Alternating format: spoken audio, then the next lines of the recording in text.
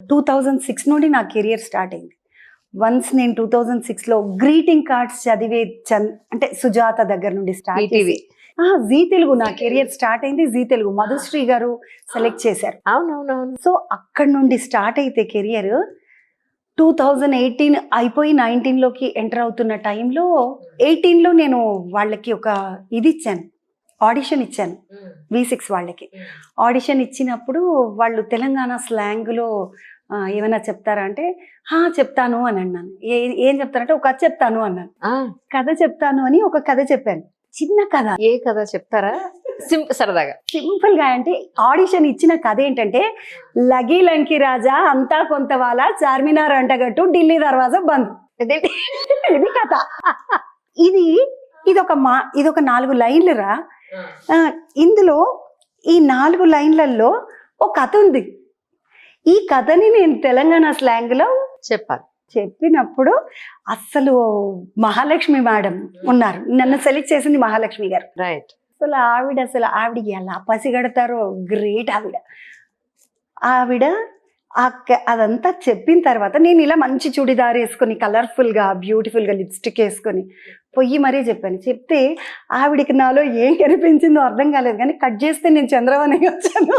అది కదా నా బొట్టు, నా హెయిర్ స్టైల్, నా కనకాంబరాలు, నా చేతి దండగడియాలు, కాళ్ళ కడియాలు, పట్టీలు, ఇక్కడ దిష్టి చుక్క ఒకటి చంద్రవకి, ముడి, కనకాంబరం, నాకున్న ఈ పుట్టుమచ్చని మేకప్ లో కవర్ చేసి ఇక్కడ పుట్టుమచ్చ అంటే అది కొంచెం పెద్దగానే పెట్టారు. అవును, పెద్దగానే పెట్టారు. అండ్ అంటే నేను అడిగాను, మేడం నాకు ఇక్కడ ఉంది కదా, ఎందుకు మీరు మళ్ళీ ఇదే పెద్దగా చేద్దామంటే, నీకు ఇది దిష్టి చుక్క నానా అన్నారు. అంటే అవునా మేడం, దిష్టి చుక్క నాకంతా కొత్త కదా, నాకు దిష్టి చుక్కేంది ఈ వయసుకి, ఇలాంటి ఆలోచనలు ఉంటాయి కదా. ఇది దిష్టి చుక్క అమ్మా, నీకు బాగుంటుంది, ఉండని, ఆ దిష్టి తగలదు నీకు అన్నారు. సరే. ఆ తర్వాత మేడం నేను మెల్లిగా, మా ఇద్దరి ప్రయాణంలో ఎక్కువ రోజులు లేరు మేడం, నేను వచ్చాక 6 months ఉన్నారు మ్యాక్స్. కానీ 6 monthsలో నన్ను ఎలా తయారు చేశారంటే మహాలక్ష్మి గారు, బంగారు తల్లి. ఇక్కడ ఉన్నా కానీ ఐ లవ్ హర్. ఆవిడ అసలు ఆవిడ యాటిట్యూడ్ కానివ్వండి, ఆవిడ ఆలోచన విధానం కానివ్వండి. చంద్రవ్వ ఎందుకు భయపడాలి, చంద్రవ్వ నార్మల్ లేడీరా, ఊర్లో ఉన్న ఆమెకి ఏం భయం, ఆమె ఎవడేమనుకుంటే ఆమెకి ఏంది, మనకు అవసరం ఏముంది, నువ్వు పబ్లిక్కి ఏం కావాలో నువ్వు అడగాలి, పబ్లిక్ ఏం మిస్ అవుతున్నారో నువ్వు అడగాలి, నువ్వు పబ్లిక్. ఇంకా నాకు అలా పోసేశారు, నీకు ఏది వాడినా ఇది నీ బౌండరీస్, నువ్వు అనవసరమైనవి అవన్నీ లాగద్దు, నీకు కావాల్సింది ఏదైనా గొడవ ఏదైనా తెచ్చుకోవాలి, ఇది నీ క్యారెక్టర్ అని. క్యారెక్టర్ పరిధి చెప్పిన వారు అంకం రవి సార్ ఏమో, నాన్న నువ్వు ఒక మేనత్తవి, ఇప్పుడున్న క్యారెక్టర్కి ఒక మేనత్తవి, ఈ మేనత్త ఏది చేసినా వాళ్ళ మేనగోడలకి చెందాలనుకుంటది, కాబట్టి రాధని టార్గెట్ చేస్తుంటాను. రాధ నువ్వు లే, మా పద్మ కూర్చుంటుంది ఆ కుర్చీలు అనాలి. నీ ఓన్ స్క్రిప్టా పాప? స్క్రిప్ట్ నా ఓన్ కాదు, ఓన్ చేసేసుకుంటావు. కాకపోతే మహాలక్ష్మి మేడం ఫస్ట్ క్యారెక్టర్, చీర అదంతా కట్టుబొట్టు అంతా మేడం. క్యారెక్టర్కి సంబంధించినటువంటి బౌండరీస్ ఏవైతే ఉన్నాయో అవన్నీ 100% ఫీడ్ చేశారు అంకం రవి సార్. ఈ చంద్రవ్వ అనే పేరు అంకం రవి సార్ వాళ్ళ మేనత్త పేరు, మేనత్త కాదు చిన్నమ్మ పేరు, చిన్నమ్మ, సొంత చిన్నమ్మ పేరట ఈ చంద్రవ్వ పేరు. అదే పెట్టారు సార్ నాకు. పెట్టి నేను వెళ్ళి అడిగాను సార్ని, అన్నా ఏందన్నా మామూలుగా ఎవరైనా అమ్మాయిలు అందంగా కనబడాలి అనుకుంటారు స్క్రీన్ లో, ఈ పిల్లని కాస్త ఎంత పెద్ద 10 ఏళ్ళు పెద్దవాడిని చేసేస్తారు ఆ షోలో, నేను ఒక 10 ఏళ్ళు ముందుకెళ్ళిపోయినట్టుగా ఉన్నాను అంటే, నువ్వు బాగా సూట్ అయినావు సుజాత, నువ్వు ఎందుకు అట్లా ఆలోచిస్తున్నావు అన్నారు.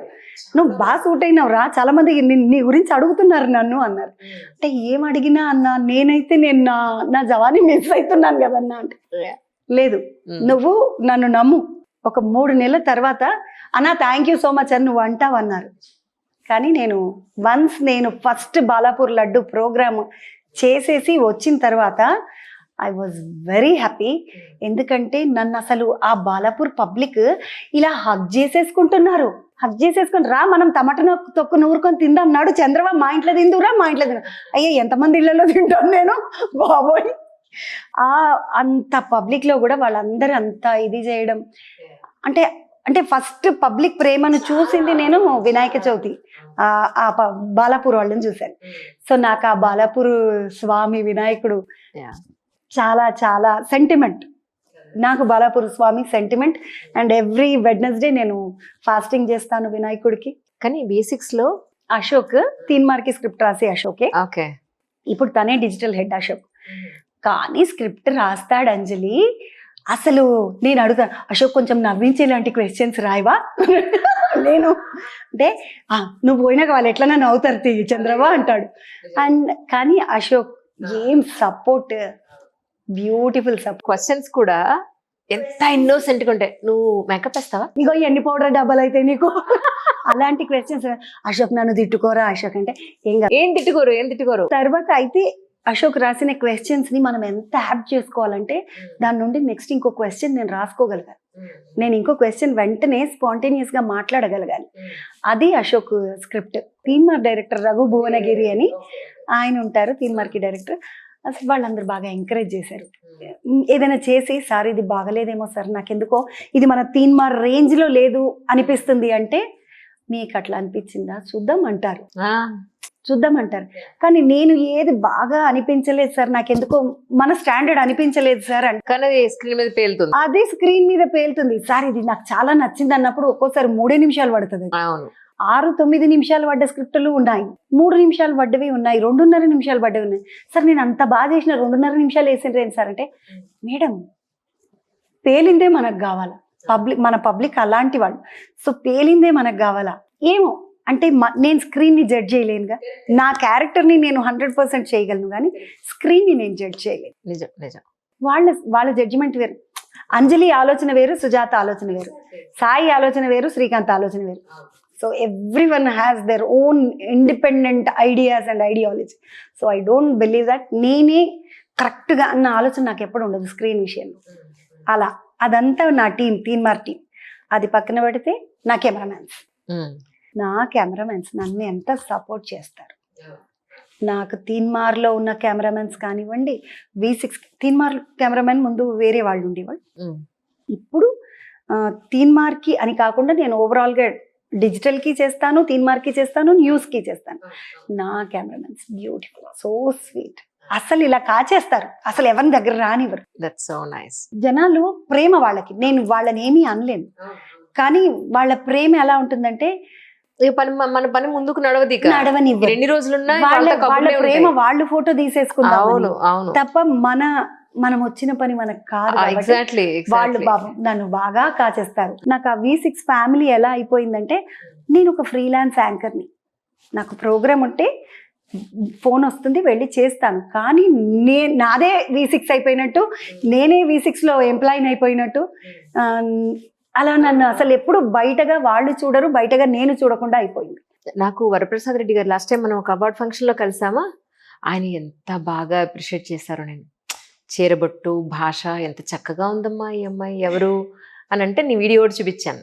యాక్చువల్లీ మేమిద్దరం కలిసే వచ్చాం ఆ ప్రోగ్రామ్ కి. సో వెళ్ళేటప్పుడు ఎవరు ఏంటి చాలా బాగుంది ఆ అమ్మాయి భాష అని అంటే, ఇదే కాదండి తెలంగాణ లాంగ్వేజ్ లో కూడా ఏంటి ఈ అమ్మాయి ఒకళ్ళేనా అన్నారు ఆయన. అవునండి ఒకళ్ళేనండి, ఇక్కడేమో చాలా పెద్దగా ఉంది అమ్మాయి, ఇక్కడేమో చాలా చిన్నపిల్లలా ఉంది అని అన్నారు.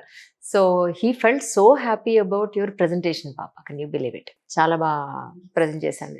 అందులో అందరూ పెద్ద పెద్ద అవార్డీస్ వాళ్ళు అక్కడ ఆ రోజు మీరు హోస్ట్ చేసిన ప్రోగ్రామ్ది. కానీ కేకే రాజా సార్ది ఆయన ప్రోగ్రామ్ అలా ఉంటుంది. కేకే రాజా సార్ ప్రోగ్రామ్ స్టాండర్డ్ ప్రోగ్రామ్. ఇప్పుడు ఎంతో మంది ఆర్గనైజర్స్ ఉన్నారు, ఎంతో మంది ఈవెంట్ మేనేజర్స్ ఉన్నారు, కానీ కేకే రాజా గారి స్టాండర్డ్ అలా ఉంటుంది.